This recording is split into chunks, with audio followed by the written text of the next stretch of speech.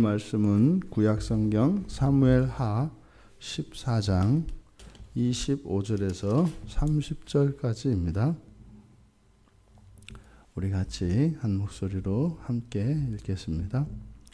온 이스라엘 가운데에서 압살롬같이 아름다움으로 크게 칭찬받는 자가 없었으니 그는 발바닥부터 정수리까지 흠이 없음이라.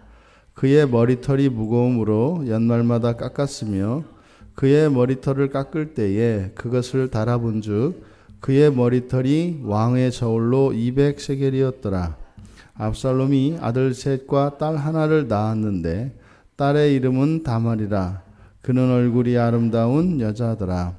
압살롬이 이태 동안 예루살렘에 있으되 왕의 얼굴을 보지 못하였으므로 압살롬이 요압을 왕께 보내려 하여 압살롬이 요압에게 사람을 보내 부르되 그에게 오지 아니하고 또 다시 그에게 보내되 오지 아니하는지라.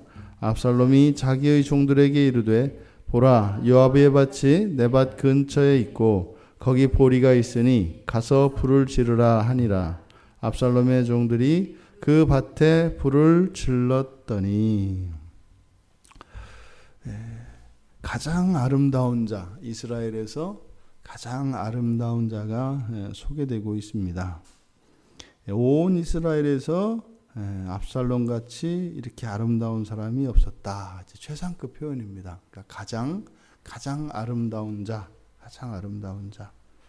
이 아름다움은 그가 발바닥부터 정수리까지 흠이 없었기 때문이다. 육체적인 아름다움을 이야기합니다. 그러니까 굉장한 미남이었던 것이고요.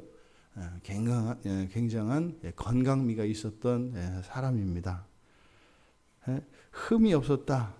육체적으로 아무 흠이 없었던 것을 말합니다. 그래서 이때 그 칭찬이라고 하는 이것은 정치적인 인기도 포함을 합니다. 그러니까 압살롬이 차기 왕으로서 손색이 없는, 그래서 백성들로부터 그렇게 왕다운 기품을 가지고 있는 사람, 그래서 우리나라 왕이었으면 좋았을 것 같은 사람, 그런 사람이었다는 뜻입니다. 그런데 게다가 그의 머리털이 이렇게 무거웠다. 무겁다라고 하는 이 말이 영화라고 사용되어지는 갑옷, 똑같은 말입니다. 그래서 영광을 받으십시오. 영광스럽다라고 하는 것은 뭐예요? 본래적인 의미는 값이 많이 나간다라는 뜻이에요. 그래서 영광이라고 하는 것은 무게를 나타낼 때 무겁다라고 하는 의미가 있습니다. 그러니까 그의 머리털이 영광스러움으로 이렇게 번역할 수도 있는 것이고, 그의 머리털이 아주 값이 나갔다 이렇게 번역할 수도 있는 내용입니다. 연말에 깎았을 때 그의 머리카락이 왕의 저울로 200세겔이었다. 여기서 이 머리털, 압살롬의 머리털을 이야기하는 것은 그때 당시에 그 아름다움, 외모의 아름다움의 아주 중요한 기준의 하나가 머리털이었다고 합니다. 그래서 머리숱이 많고, 또 이렇게 머리숱이 많고 머리털이 이렇게 두꺼워서 이렇게, 그러면 어떻게 돼 있어요? 이게 차람차람하겠죠, 그죠? 머리가 무겁고 이러니까. 그래서 그렇게 무거운 머리, 그리고 숱이 많은 머리, 이것이 아름다움의 큰 상징이었다고 합니다. 그러니까 그의 머리가 숱도 많고, 또 여기서 1년에 한 번씩 이렇게 잘랐는데 이랬다. 이것은요, 굉장히 빨리 자란다라고 하는 의미입니다. 그러니까 머리숱도 많고, 머리숱도 좋고, 그리고 빨리 자라고. 그래서 왕의 저울로 200세겔이었다. 이 당시에 사람들이 사용하던 저울이 세 가지 종류가 있습니다. 그래서 그냥 보통 사람들이 시장에서 사용하는 저울이 있고, 또 왕궁에서 사용하는 저울이 있고, 성전에서 사용하는 저울이 있고, 저울이 다 다릅니다. 그런데 여기서 왕궁에서 사용하는 저울은 보통 평범하게 사용하는 일상 저울의 5분의 1을 더해야 합니다. 그러니까 20% 정도 더 올라가는 게 이 왕궁 저울이에요. 여기서 사용하는 왕의 저울이라고 하는, 이것은 대략 200세겔이면 키로로 바꾸면 대략 한 2.3kg 정도.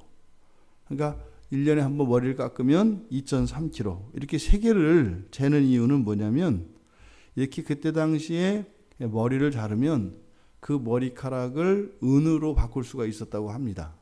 그래서 이 세겔은 곧 은으로 바꾸는 그 무게이기 때문에 그래서 압살롬의 머리가 이렇게 아주 무거워서 그리고 큰 가치가 있는 것이었다. 그리고 비정상적으로 숱이 많고 굉장히 빨리 자랐다. 그러니까 그것을 사람들이 볼 때는 왕다운 기품으로 보았다. 이렇게 얘기합니다. 오늘날 보면은 뭐 말도 안 되는 소리인데 뭐 이래봐야 미장원만 자주 가야 되고 안 그래도 그 미용비가 이게 보통이 아니던데 이게 여간 비싼 돈이 많이 드는 사람이 아닌 거죠. 그런데 이것이 이렇게 지금 그가 사람들로부터 아름다웠던 것도 그 외모, 육체적인 외모였고 특별히 이 머리털을 이게 거론하는 것은 사실은 이제 뒤에 가보면 여기에는 복선이 숨겨져 있는 겁니다. 그의 아름다움의 근거는 외모였고 특별히 그의 머리털은 그가 다른 사람들로 하여금 부러움을 받고 인정받을 만한 것이었다. 이것이 이제 이게 복선이 됩니다. 그리고 이제 압살롬에 대해서 본격적으로 소개를 하는데 주어들이 전부 압살롬입니다. 이제부터는 그렇죠? 그래서 요압이 해서 요압에 대한 이야기가 나오다가 이제는 압살롬에 대한 이야기가 나오는 겁니다. 압살롬이 의도적인 거죠. 그래서 문장의 주어가 이렇게 다윗으로부터 요압으로 그리고 압살롬으로 주어가 바뀝니다. 그러니까 마치 이게 극화시켜서 이렇게 무대 위에 올라와 있는 그 주인공들을 한 명씩 이렇게 서술하는 것처럼 하지만 동시에 무대 위에 같이 올려놓는 거죠. 그래서 압살롬에 대해서 소개를 하는데 그는 삼남 일녀 아들 셋과 딸 하나를 낳았는데 딸의 이름은 다말이라고 했다. 근데 여기도 보니까 또요. 그는 얼굴이 아름다운 여자더라. 이 집안은 아주 외모 지상주의 집안이에요. 그래서 여기서는 얼굴이 좀 시원찮았다가는 집안에서 괄시받는 그런 집안이에요. 우리 집이 그런 집이 아닌 게 얼마나 감사한지 몰라요. 그러니까 이게 막 있잖아요. 그 집안마다 그런 거 있어요. 작년인가요? 어떤 그렇죠. 작년에 어떤 자매가 상담을 왔었어요. 그 외부 교인이었는데 막 컴플렉스 때문에 열등감 때문에 이제 재작년이군요. 막 열등감 때문에 이제 상담을 왔어요. 열등감 때문에. 근데 다른 사람들한테 그런 얘기했다가는 이제 돌 맞을 사람이에요. 그렇게 막 자기가 지금 가지고 있는 뭐 좋은 학력에 좋은 직장에 또 이렇게 막 근데 엄청난 열등감이 실제로 심각할 정도로 이게 막 하루에 몇 번씩 인생을 포기하고 싶을 정도의 그런 막 열등감이 다른 사람들이 보면은 이게 코미디라고 할 수 있는 그러니까 모든 환경이 완벽하고 대단한 사람이에요. 그런데 열등감이 너무 커서 하루하루의 삶이 이게 사는 게 아닌 거예요. 이게 보니까 그 집안이 대단하더만요. 어떻게 식구들이 다 아버지, 엄마, 언니 할 거 없이 사람들은 전부 다 1등이 어떻게 된 게 어려서부터. 계속 전교에서, 1등도 그냥 1등이 아니라 전교에서 1등. 학교도 제일 좋은데, 또 제일 좋은데, 이런 식이에요. 그러니까, 이 자매가 1등인데 전교에서 1등이 아니고 발에서 1등이에요. 그러니까 그거는 안 되는 거예요. 최고는 아닌데, 이런 식으로. 그 집안은 공부예요, 공부. 공부가 1차적인 그 기준이에요, 가족들 안에. 그러니까 그게 기준이 그러니까 하나의 기준으로 줄을 세워버리니까 반드시 하나의 기준은 서열을 낳게 되어 있습니다. 1등부터 꼴찌가 자리매김이 돼요. 하나의 기준이 있으면. 그러니까 하나의 기준으로 이 세상 사람들을 판단한다는 것 자체가 얼마나 잔인한 건지 몰라요. 사람을 어떻게 그렇게 판단할 수 있어요? 하늘에 떠 있는 별들 중에 가장 소중한 별이 뭐예요? 이런 거 같은 거거든요. 뭐 크기를 가지고 따진다든지, 뭐 밝기를 가지고 따진다든지, 그 뭐 모양 이렇게 하나의 기준으로 판단할 수 있는 게 아니죠. 사람은 더더군다 그렇지 않겠어요? 이 세상에 가장 아름다운 사람이 누구겠어요? 근데 이미 우리들 사이에도 이미 어떤 아름다움의 기준이 획일화되어 있어요. 이게 우리가 모르는 사이에 사실은요, 이 세상은 끊임없이 인간성을 파괴하고요, 끊임없이 사람을 어떤 틀에 집어넣고 판단하려고 하는 이런 말도 안 되는 가치관을 우리가 배우게 되어 있습니다. 그런데 지금 여기는요, 외모예요. 외모가 사람의 중요성, 그 가치를 따지는 절대적인 기준이 된 집안이에요. 이 집안은. 그런데 그 다말, 딸의 이름을 다말이라고 한 것, 이것은 압살롬이 가지고 있는 첫 번째 한입니다. 뭐예요? 누이 동생 다말에 대한 한이에요. 이게 지금 뭐예요? 그렇게 해서 누이 동생에게 못될 짓을 저질렀던 형인, 이복 형인 암논을 그렇게 계획적으로 죽였어도 그 한이 사라져요, 안 사라져요? 안 사라진 거예요. 그러니까 누이 동생에 대한 그 애틋함, 사랑이겠죠. 근데 지금 자기 딸을 다말이라고 해놓으면서 어떻게 해요? 딸을 사랑하는 그 마음, 그러니까 누이 동생을 사랑하는 그 사랑을 자기 딸에 이입시키고 있어요. 그 딸은요, 불쌍한 거예요. 그냥 딸로서만 순전한 그 사랑을 받는 것이 아니라 이 딸은 그 고모죠. 다말 고모의 이렇게 그 못다했던 그 사랑이 이 아이에게서 투영이 된다고요. 그러니까 압살롬이 이 다말을 딸을 안아줄 때는요, 동시에 두 사람을 안아준단 말이죠. 그러니까 이게 결코 이 딸의 이름을 다말이라고 지은 것이 결코 어느 누구에게도 좋지 않습니다. 왜요? 한의 결과예요. 한을 품은 결과입니다. 두 번째로, 그가 압살롬이 이태 동안 예루살렘에 있었을 때 왕의 얼굴을 보지 못하였고, 왜요? 이제 아버지 다윗이 불러서 왔단 말이죠. 예루살렘으로 돌아온 지 2년이 됐습니다. 근데 여전히 아버지로부터 거절당하고 있습니다. 그럼 아버지가 이렇게 불러들였을 때는 무슨 의미예요? 용서의 의미잖아요. 용서의 의미. 그리고 실제로 성경에서 앞에 내용이 그러했죠. 그리고 요압이 그걸 눈치채고 오히려 다윗에게 점수 따려고 그렇게 계획을 세워서 또 인정을 받았지 않습니까? 그런데 우리가 어제 이야기했던 것처럼 또 다른 간신배 요나답의 개입이 있었다. 그래서 분명히 다윗이 압살롬을 왕궁으로 들이지는 않았을 것이라고 보인다. 이렇게 말씀을 드렸잖아요.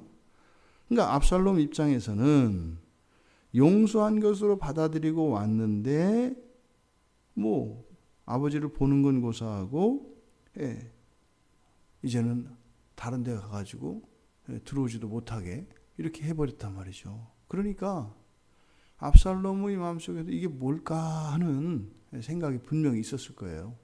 용서하는 건 줄 알고 데려왔더니 이게 또 그게 아니라 거의 뭐 가택연금을 시켜버린 거 아니에요. 그러니까 정상적인 경우라면은 이렇게 아버지가 그렇게 잘못을 저질렀는데 이렇게 아들을 용서하고 불러들였으니까 압살롬이 맨 처음에 이렇게 귀환할 때는 어떤 마음이었겠어요? 자기 잘못도 깨달았을 거고요. 회개하는 마음도 있었겠죠.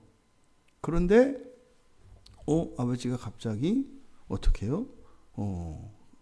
아버지 앞에 나오지도 못하게 하고 얼굴 보지도 못하고 더군다나 거의 가택연금 상태로 이렇게 지냈단 말이죠. 그런데 2년의 시간을 그렇게 지냈습니다. 그러니까 이 2년의 시간이 의미하는 것은 아마 압살롬의 자숙의 기간으로 보여져요.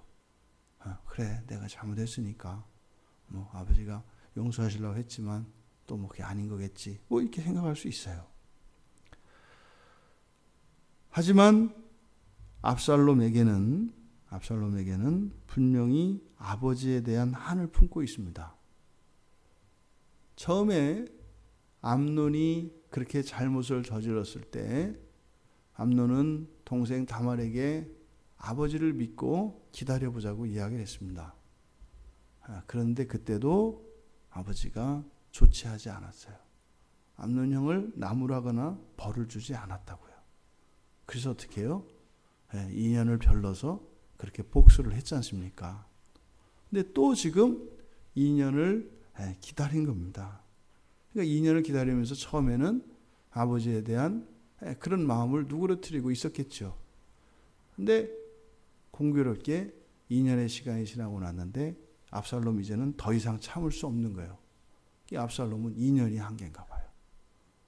그래서 이 압살롬은 또 가지고 있는 한, 아버지에 대한 한을 품고 있어요. 여전히 아버지에 대한 한을 품고 있어요. 그래서 2년이 지난 어느 날 압살롬이 이런 자기의 한을 풀기 위해서, 그러니까 이 관계를 개선해야 되겠는 거죠. 그래서 이 한을 풀기 위해서 요압을 부릅니다. 그러니까 그것은 요압을 이렇게 부른 것은 요압을 다윗과 아버지 다윗과 자신 사이에 적임자로 여겼기 때문이죠.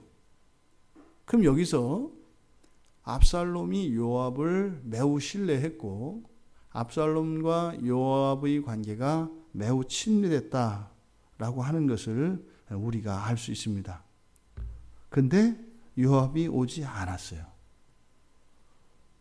그래서 다시 한번 또 사람을 보냈습니다.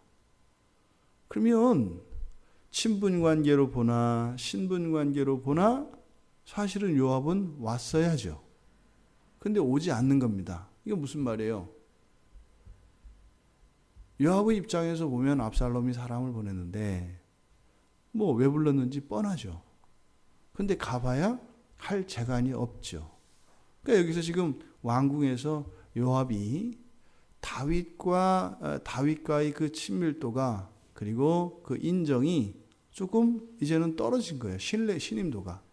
그러니까 요압이 가서 지금 다윗 왕에게 이야기를 해도 다윗이 들어주지 않는 그런 상태인 거예요. 그래서 바로 지금 압살롬이 가택 연금된 것, 이것을 요나답의 계획이었다라고 이제 말씀을 드린 거예요. 원래 앞에서 요압이 공을 세웠으니까 더 인정을 받아야 되는데 이제는 그럴 수 없는 상황이 됐어요. 그러니까 어떤 변화가 일어난 거죠. 그러니까 이제는 오히려 다윗 옆에는 요나답이 탁 붙어 있는 겁니다. 그러니까 요압이 왕에게 영향력을 행사할 수가 없는 겁니다. 어떤 이유에서든지 압살롬이 사람을 보냈는데 오지 않는 요압, 그러니까요, 이제 그게 요압에게 확 쏟아지는 거죠. 또 요압에 대한 한이죠. 그래서 압살롬은 어떻게 해요? 자기의 종들에게 그 근처에 있는 요압의 밭에다가 불을 질르라고 이렇게 이야기를 합니다. 그래서 불을 질러버린 얘기예요. 그러니까 지금 여기에 소개되고 있는 압살롬은 어떤 사람이에요? 가장 아름다운 사람입니다. 그런데요, 한을 품고 있어요. 가장 아름다운. 그래서 사람들이 보기에 이제 이 나라의 왕이 되어주었으면 하고 바라는 그런 사람이었지만 그의 마음속에는요, 그런 아름다움이 겉으로 드러나는 그런 외모를 가진 압살롬의 내면에는 아름다움조차 드러날 수 없는 깊은 어둠이 한이라고 하는 형태로 가득 채우고 있었던 것입니다. 그렇게 아름다웠지만 한을 품고 있는 그의 삶 속에서 나오는 것은요, 폭력과 파괴뿐입니다. 이게 마음에 있는 이 어둠은 이렇게 죽음을 부르고 파멸을 부르고 파괴하는 쪽으로 그 힘들이, 어둠의 힘이 나오게 되어 있습니다. 그러니까요, 오히려 그가 가지고 있었던 아름다움은 더 큰 죄를 부르게 됩니다. 오히려 사람들한테 인정을 받지 못하고 과시받는 사람이었다면 그에게 어떠한 한이 있고 또 그에게 그런 어떤 어둠이 있다 할지라도 그것이 그 사람에게 그렇게 크게까지는 느껴지지 않습니다. 왜요? 자격지심과 그런 열등감들이 있을 테니까요. 근데요, 사람들로 같은 인정은요, 자기 안에 있는 그런 한을 훨씬 더 증폭시키는 역할을 합니다. 또 이 압살롬이 가지고 있었던 신분이나 그가 가지고 있는 이런 능력들은 또 이 어둠을 더 진하게 합니다. 그러니까 우리에게 주어진 이런 환경적인 이런 상대적으로 우월한 이런 것들은 우리의 내면의 어둠이 있을 때 그 어둠을 훨씬 더 크게 증폭시키는 역할을 한다. 그래서 우리가 언제나 우리의 마음 속에는요, 어둠이 덮이지 않도록 우리의 마음에 늘 평화를 유지해야 하고 그런 기쁨의 빛으로 우리 안엔 충만되어 있어야 합니다. 우리는 오늘 가장 아름다웠던, 어찌 보면 사람들이 보기에는 가장 행복할 것 같은 사람, 그러나 그 안에 한을 품고 있어서 가장 불행한 한 사람을 우리가 살펴보았습니다. 이것은 우리의 삶 속에도 마찬가지입니다. 어느 누구나 내 뜻대로 되지 않고 또 내가 어찌할 수 없었던 그러한 과거를 다 가지고 있습니다. 그것들이 우리의 마음속에 남아서 우리의 마음에 어둠이 되어서는 안 됩니다. 그런 한이 남아 있어서는 안 됩니다. 그러면 우리의 삶 속에 참 기쁘고 감사하고 복된 일들이 벌어졌을 때 오히려 그것이 우리의 내면의 어둠을 더욱 크게 하기 때문입니다. 주님께 내어 맡겨야 합니다. 주님 앞에 우리의 과거의 모든 것들을 주님께 맡겨야 합니다. 그래서 하나님이 은혜를 주실 때, 우리의 삶 가운데 복을 주실 때 그것이 기쁨과 감사가 되어야 합니다. 그래서 하나님께 찬양이 되어지는, 우리가 하루하루의 삶 속에서 그렇게 온전히 하나님께 감사하지 못하고 찬양하지 못하는 이유는 우리 안에 있는 작은 어둠들, 이 내면의 한들이 오히려 하나님께 드릴 감사를 우리의 마음속에 어둠을 더 깊게 하는 쪽으로 이용하기 때문입니다. 오늘 하루 우리가 살아가며 또 우리의 마음속에 이러한 한들이 쌓이지 않기를 원합니다. 오늘 하루의 삶은 오늘 하루를 마감하며 기도함으로 그리스도의 십자가에 못 박고 날마다 새로운 하루하루의 삶을 살아갈 수 있는 우리 모두가 되기를 주님의 이름으로 축원합니다.